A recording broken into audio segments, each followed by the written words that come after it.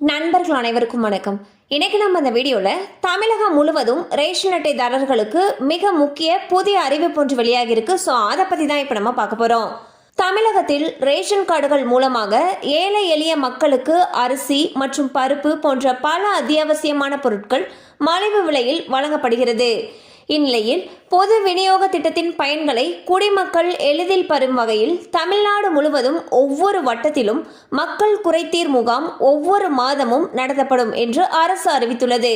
அதன்படி செப்டம்பர் மாதத்திற்கான மாதாந்திர பொது விநியோக திட்ட மக்கள் குறைதீர் முகாம் சென்னையில் உள்ள உணவு பொருள் வழங்கல் மற்றும் நுகர்வோர் பாதுகாப்பு துறையின் 19 மண்டல உதவி ஆணையாளர் அலுவலகங்களில் 14/9/2024 அன்று காலை 10 மணி முதல் பிற்பகல் 1 மணி வரை நடைபெற உள்ளது.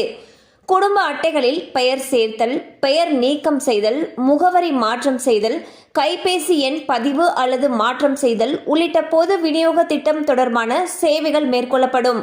மேலும் நியாய விலை கடைகளில் பொருள் பெற நேரில் வருகை தர இயலாத மூத்த குடிமக்கள் உள்ளிட்டோருக்கு அங்கீகார சான்று வழங்கப்படும்.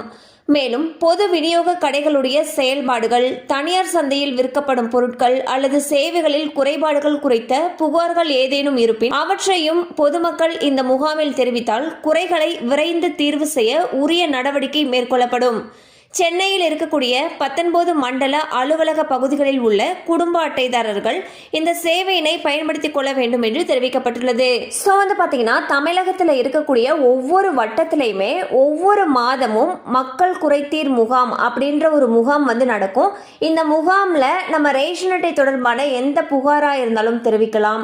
அல்லது ரேஷன் அட்டையில் உங்களுக்கு ஏதாவது சேஞ்சஸ் இருக்குது, உங்கள் பேர் மாற்றணும், இல்லை அட்ரஸ் மாற்றணும், ஃபோன் நம்பர் மாற்றணும், இல்லை நீங்கள் ஏதாவது புதுசாக யாரையாவது ஆட் பண்ணும், இந்த மாதிரி எந்த விஷயங்கள் இருந்தாலுமே இந்த குறைதீர் முகாமில் போயிட்டு நீங்கள் விண்ணப்பிச்சிங்க அப்படின்னா உடனே அதுக்கு தீர்வு காணப்படும். அது மட்டும் இல்லாமல் வயதானவர்கள் நேரடியாக ரேஷன் கடையில் போயிட்டு பொருள் வாங்க முடியல அப்படின்னா அவங்க இந்த முகாமில் ஒரு அங்கீகார சான்று வாங்கினீங்க அப்படின்னா உங்களுக்கு பதிலாக இன்னொருத்தர் ரேஷன் பொருட்களை உங்களுக்காக பெற்று தர முடியும். ஸோ இந்த மாதிரியான வசதிகள் எல்லாமே இந்த முகாமில் செய்து தரப்படும்.